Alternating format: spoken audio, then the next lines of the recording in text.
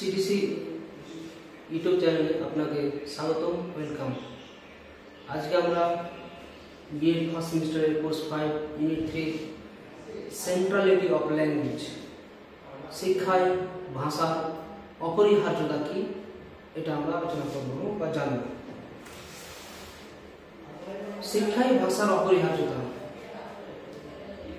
শিক্ষা অর্জন করতে গেলে মানুষকে বা শিশুকে, শিক্ষার্থীকে ভাষা জানতে হবে।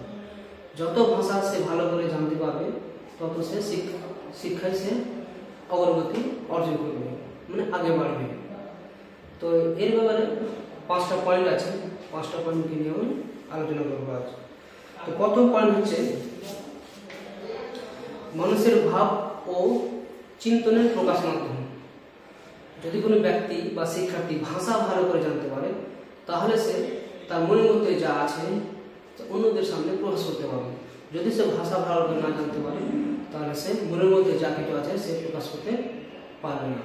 তারপরে দ্বিতীয় পয়েন্ট হচ্ছে মানুষের সমাজগত চাহিদা পূরণের মাধ্যম হচ্ছে ভাষা।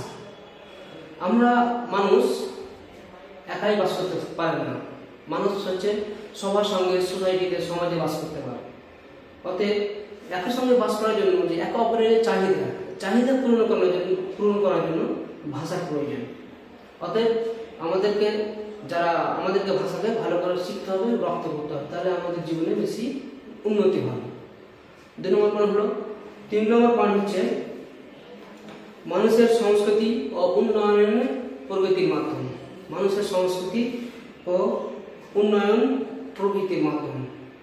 আপনি যদি ভাষা ভালো করে বুঝতে পারেন, জানতে পারেন, শিখতে পারেন, তাহলে আপনার মানুষের যে ধর্ম, আচার অনুষ্ঠান যা আছে সে তার ভাষাকে সামনে রেখে সে তার আচার অনুষ্ঠানকে, ধর্মকে পালন করতে পারবে, ভালোভাবে এগিয়ে নিতে পারবে।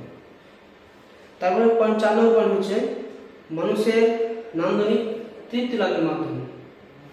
যে আমরা যে সিঙ্গারগুলো গান গাইছি, হিন্দিতে হোক, বাংলাতে হোক, ইংরেজিতে হোক, তো আমরা শুনছি, তো কিছু আমরা শুনে বুঝতে পারছি যে আমরা তৃপ্তি লাভ করছি কিসের কারণে?